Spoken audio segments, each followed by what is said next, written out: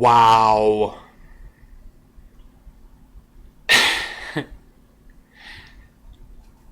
I'm going to be completely honest. I'm not as mad about the trailer as I thought I was going to be. I wanted to forego full judgment of the movie until I saw the trailer because I thought that should give me enough of a flavor for what it's going to be like. And I think it did, and it looks like it's going to suck. I mean, it might be just like meh. Because ultimately, I kind of had the same opinion about Spy, which was, like I said in a previous video, another movie directed by Paul Feig. Ultimately, it was just kind of meh. There wasn't a lot of really horrible comedy. It was just the lack of anything. Just the lack of effort, the lack of energy. Nothing really happened. It was boring. Now this looks like there has to be more going on with this. Clearly. You know, there has to be more action. There has to be more, ingenuity. Some parts look kind of interesting. But I can't get over the fact it's directed by Paul Feig, who directed Spy. Spy, in my personal opinion, was a piece of shit. And Melissa McCarthy is one of the Ghostbusters, and in my opinion, she's not funny. She's not funny. I just found out that she's coming out with another movie that's just like her old crap. This may not be like her old crap, but it's all she does. It's the I'm fat, it's funny. I find it incredibly ironic that you're in the shot. I find it incredibly ironic that for as politically correct as we are, as tight as our sphincters are nowadays, when you see things like Paul Blart or Melissa McCarthy, Kevin James in Paul Blart, or Melissa McCarthy in anything she's in, when you see them like, I'm fat, therefore I can only ever be clumsy, I can only ever be a complete goofball, how is that not insulting? We are so uptight about everything else, but that, no, we're leaving that. And actually, recently I developed a theory about that. I think part of it is because it's kind of like for people who watch Family Guy like I do, it's an outlet. For us, we feel like we're way too PC, so we kind of need to vent our frustrations about that. We need to see things that are not politically correct to make us feel better about how restricted and politically correct everything is. And it just so happens that fat people, I guess, is the only politically incorrect thing that you can clearly and obviously squeeze into a film. Even a film that's rated PG. So, yeah. But point being, it's directed by Paul Feig. Melissa McCarthy is one of the Ghostbusters. The other three seem okay. Honestly, Kate McKinnon, I still think, probably will be the funniest character. I think her character will probably be the funniest. When it pans across and she's in the wig, I laughed at it a little bit because it reminded me of a scene from the movie Young Frankenstein, the Mel Brooks film, and I laughed. But then she talked. And it's like, oh God, it's that same writing. It's that same writing from Spy. It's reliance on awkward situational humor and terrible slapstick. That scene with Kate McKinnon was funny until she talked and she's like, is it the hat? Or the hair? And it's like, no, you talked. That's the problem. You should not have talked. It was funny until you killed it. Talking kills comedy. Like when somebody tells a joke and they deliver the punchline and it's perfect. And then they talk and they're like, you see, because it's, shut up. Your talking is killing the humor. The more you talk, the more you kill it. Humor is actually really simple. It's short, it's sweet, it's to the point. If you do it right, you should never have to point it out. You should never have to hold people's hands. Good God, there's a show on television called Angie Tribeca. If you have not seen it, watch it. If you like Mel Brooks, if you like the Zucker brothers, like Airplane, Hot Shots, any of the Mel Brooks films, like Young Frankenstein, Blazing Saddles, Spaceballs, watch the show Angie Tribeca. It is freaking great. But something you notice in that show is they don't hold your hand. They don't pause and point out every single joke. They will show you a joke and then move on to another joke. They're not going to wait for you to get it. If you missed it, you missed it. That's how comedy works. Comedy is not supposed to hold your hand and say, now see, that's a joke and that's a joke. Oh, look, here's an awkward situation that's supposed to be funny. We're going to hold on this for 5 minutes. No, that's not how comedy works. And it's clear that this movie is going to suffer from that. Not only that, but like I said earlier, the horrible slapstick. The scene where Leslie Jones is just, the power of Patty compels you! Psh! It's like, that's not funny. I'm sorry, that's not funny. I've seen Leslie Jones on SNL, and it's not just her. I'm not a huge fan of a lot of modern SNL. It's kind of like, it's hit and miss. Sometimes they get something funny, but a lot of the actors and actresses on SNL nowadays just not that funny, in my opinion. And I think like one of the only skits I've seen with Leslie Jones was one where they're in a cafe and they're redoing the scene from I can't remember the movie, but it's where they're going through the dialogue of the scene and they're all like pretending to fake orgasm, and Leslie Jones is just screaming. And it's kind of funny the first time, and then she does it like 2 more times, and it just, again, when you go on too long, it kills the joke. A joke has, it's like a joke has a lifetime, and if you stay there too long, it dies. You just lose the comedic essence. You lose the prestige. But I'm going to try not to drone on too long about this. God, I've already been going for 7 minutes. But basically, it just looks bad. And I called it too much damn CG. Supposedly, they have actual actors and actresses, and they just CG'd over them. But here's the thing. That opening scene with the ghost in the library, tell me that doesn't look less realistic than the ghost in the first movie. The one back in the 80s. Are you kidding me? The effects in the 80s film are better than the one in 2016? How sad is that? I mean, there are people saying that, those ghosts look like something out of Scooby-Doo, like the live-action Scooby-Doo from the early 2000s. Yeah, they do. I remember that movie. I was young enough, I went and saw that in theaters. And yeah, it's that bad. It just looks so cheesy. So yeah, call that. Still don't know how much importance they'll put on the music. Probably none at all. It'll probably just be some generic score. They probably won't have the classic type music, which is part of what made that movie iconic. And it just looks so bad. Like I said, it could have been so much worse. I don't know what I was expecting, but I still pretty much got what I thought I was going to get. The biggest problem for me, actually 2 big problems. One is just the fact that this movie didn't need to be made, and it's clear they didn't pick Ghostbusters because they wanted to do a faithful reboot. No, they picked Ghostbusters because they were running out of ideas. People talk about Hollywood running out of ideas. It's not that Hollywood is running out of ideas. It's that Hollywood is running out of cheap ideas.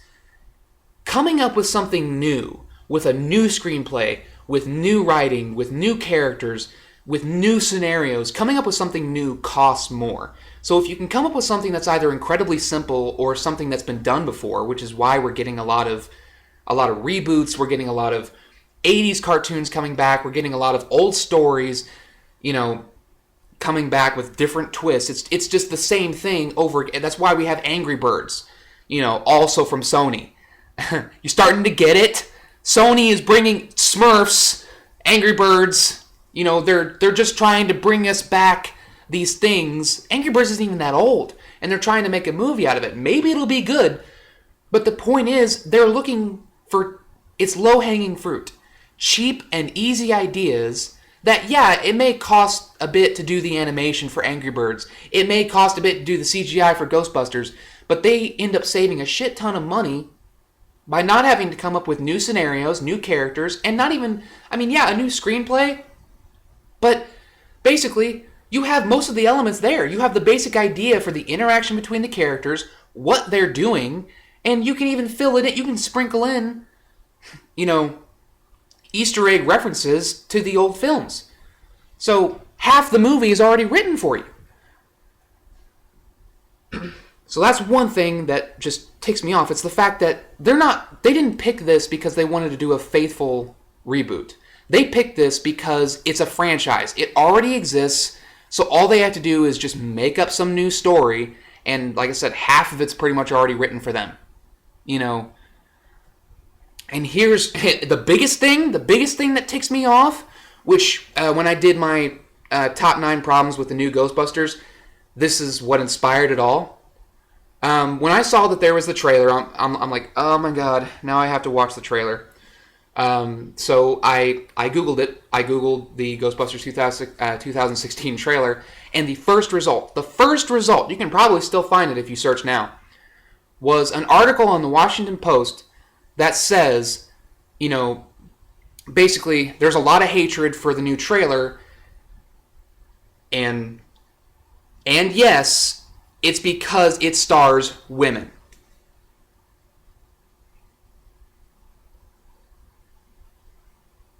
Really?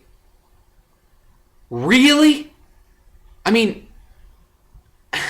You have the balls to suggest that with this whole setup, everything we've been given, the fact that this movie didn't even need to exist, the fact that it clearly just looks like another lame, lazy modern comedy, except this time it's a part of a franchise that has a bunch of followers, a cult classic, if you can even really call it a cult classic. You really think that that's the only reason that people are ticked off? Like I've said before, I know, or at least I'm pretty damn sure, there are people out there who are ticked off about this only because the main characters are female. I'm sure there are people like that out there. But to suggest that that's the only reason why people should or would be mad, you're delusional. You're delusional. Are you kidding? The fact that Paul Feig is the director who directed Spy, the fact that Melissa McCarthy, who did things like Tammy, Identity Thief, The Heat, it's always just, I'm fat, it's funny, watch me fall over. She's a Ghostbuster, and no, you're not, you wouldn't be mad about that, or just the fact that it's a reboot instead of a sequel. You could have brought in the old Ghostbusters, the 3 who are still alive, and showed that they're old and they can't save the city anymore, so they train new Ghostbusters, and boom, there you go. Everything's already set up for you. You don't have to have a new backstory. You can focus more on developing the new characters, but no, you waste time with a retread of the backstory, and it looks almost like it's going to be about the same backstory. The freaking library with the librarian ghost. I guess you don't know if she's a librarian, but but that's my biggest problem. It's just the fact that I'm afraid that they're going to try and play the sexism card to make this movie work. To make people sympathize for the main characters. To make people feel like, well, I should go see this movie because I don't want to support the people who think that this movie shouldn't be around only because the main characters are women. It's crap. It's like, no. If the main characters were all men, there's still so many problems with this. Even more problems that are introduced into the trailer. Like I said, for one thing, confirmed that they're going to use way too much CGI. There's going to be lame slapstick. The fact that there's really no comedy. The scene where Kristen Wiig is like, Like, the slime got everywhere, like, in every crack. And it's like, maybe I'm crazy, but that's not funny. I mean, it's like, that's not funny. That joke has been done so many times before, and it's not funny. It's just talking. It's not even an attempt at comedic writing. It's just talking so that there's not the absence of sound in the movie. They have to say something. Or like the fact that I'm surprised that people didn't. Now Leslie Jones agreed to play this part, but I'm surprised that no one has pointed out the fact that there's a token black character, which in the original movie, Ernie Hudson was a token black character. Let's not pretend. But it made sense why he was in it. They needed help. He was looking for a job. He acted as what I call the new guy. He was the person who comes in, and he is a means for the audience to understand what's going on. They explain the technobabble to him, and through him, the audience can understand what's going on. He is the, not really average person, but kinda. He is the normal person that, can sort of, that like all the crazy techno stuff and all the weird behavior can bounce off of, and therefore bounce off of us. We can see his reactions and relate to him. In this movie, it's even lazier. They squeeze Leslie Jones in there as a token black character because the other three are white. It's not like she's not the token character. And then it's like, why is she there? Well, you three know all the science and stuff, but I know the streets. It's like, wow. Like I said, I'm surprised that more people weren't at least mentioning that. And then, oh, she has an old car? She has an old car. What brand is it? Oh, really? It's a Cadillac? Wow, I never would have seen that coming. Again, it's like, okay, as politically correct as we are, no one caught that. No one thought that it's just painfully obvious that they're squeezing in this character who, her only existence is to be the black one. Yeah, she is also kind of the normal person. She is the Winston Zeddemore. But it's just even more painfully obvious now than it was in the old movie. And this movie just looks freaking awful. The CG looks like Scooby-Doo level. And although the premise of old gangsters coming back sounds interesting, it doesn't look as exciting. The Stay Puft Marshmallow Man looked like a giant Marshmallow Man. Okay? Even today, I go back and I watch that movie, he still looks like a giant Marshmallow Man. The giant, lanky gangster walking through New York looked like something out of Scooby-Doo or Scooby-Doo 2 Monsters Unleashed. It didn't look convincing at all. They may do some things right. I didn't know that Ivan Reitman was even associated with this movie. Apparently he is. That's good. But he's more just kind of, the owner holding the chain to make sure that the dog doesn't go too far off base. He's just there to make sure they don't obliterate the Ghostbusters. But looking at this trailer, if it's anything like that trailer, it just doesn't look funny. That's the thing. It doesn't need to exist. It's just a lame excuse to dig up something from the 80s again and turn it into a movie. Not only a movie, but a potential rebooted franchise. And, to suggest that the only reason why people should be angry is the fact that they're women. If you look at that trailer, they don't even reference the fact that they're women. They don't. And honestly, when I saw the trailer, that didn't even come to my mind. The fact that they're women, because I don't care. But that didn't even come to my mind. What I was focusing on is the fact that they're not funny. It's the horrible, awkward writing. You know, the scene where they're standing in a row, and it's like, okay, that's kind of a cool shot. They're all standing in a row, and they're right in front of the Ecto-1, and then Kristen Wiig and Melissa McCarthy at like almost the same time say, let's go. And it's that awkward, it's like, oh, did you want to, no, did you want to, do something! Stop talking and either develop your characters or do something interesting. Say something funny. That awkward, sad attempt at banter is fucking awful. The entire dinner scene at the beginning of Spy, that's what that is. It's that awkward back and forth banter. And it's not funny. But yeah, I'm just kind of droning on and on. And a lot of people are coming out with reactions to this trailer. For good reason. You know, and some people are a lot nicer. I'm not gonna be. I'm not gonna be nice about this at all. This movie looks like it's going to suck. And I'm not going to see it. And I encourage other people, unless you really want to, don't go see it. Now, people may think, well, why? Do you think it's going to ruin our childhood? No, it's not going to ruin the old movies. The old movies still exist. That's a good point. But here's the thing you have to think about. If this movie is successful, it will be a franchise. Neighbors is getting a sequel. Neighbors 2.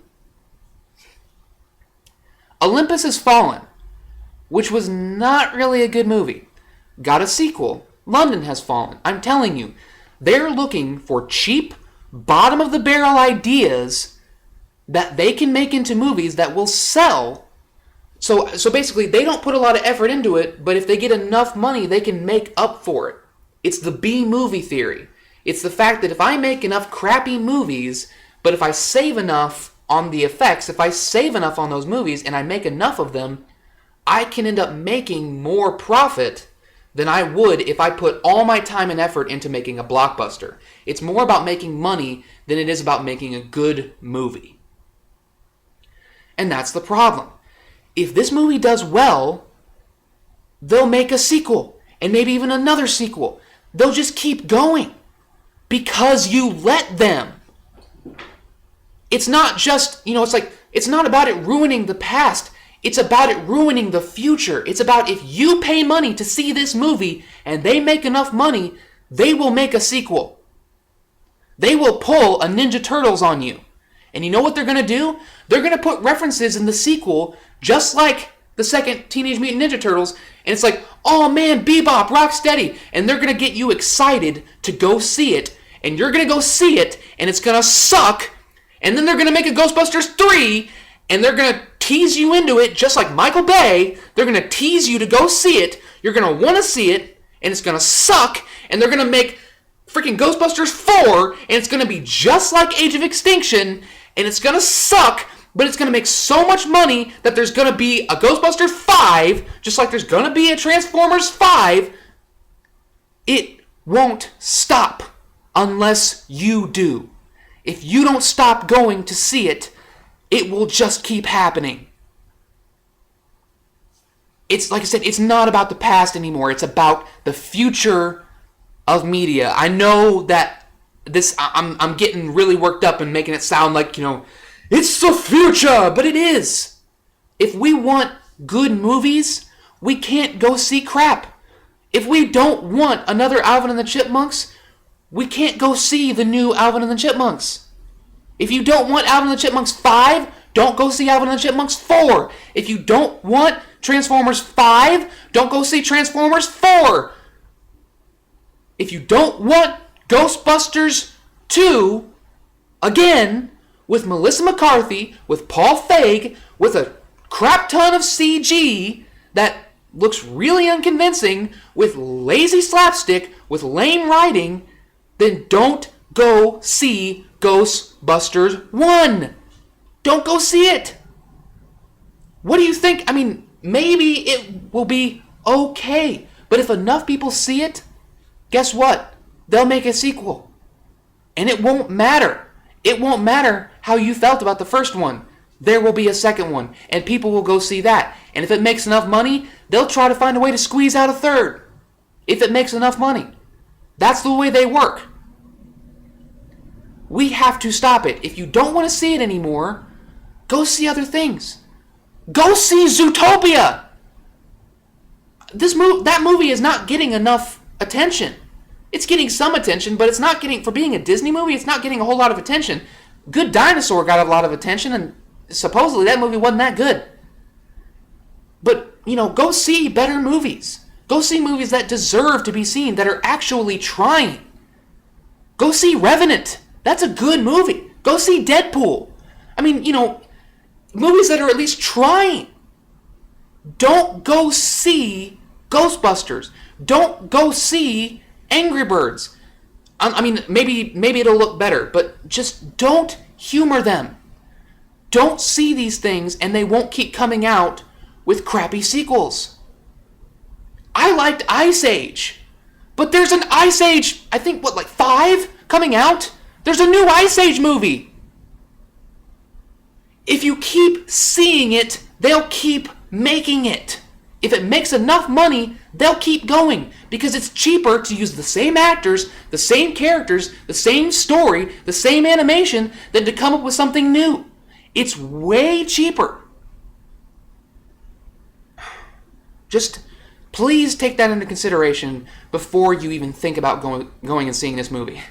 Just think about that for a second.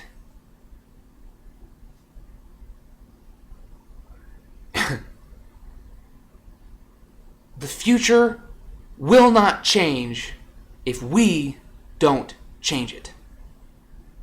Keep that in mind. Hopefully this will pass. Like I said, I didn't know what to expect with this trailer. But it sucks. Could be worse. How? Could be raining.